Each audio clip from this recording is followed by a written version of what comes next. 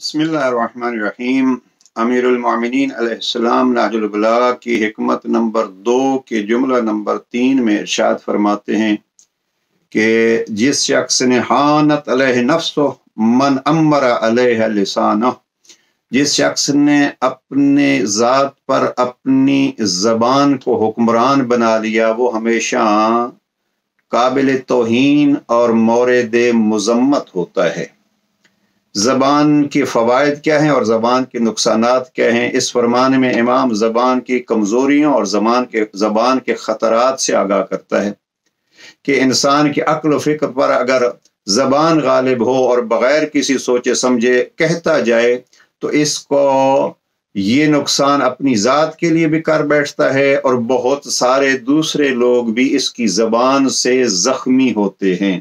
बड़ा खूब कहा किसी ने कि ज़बान बाज़ों का सांप का काम देती है, अब उसका वतीरा यही रह जाता है कि वो दूसरों को डसती रहती है।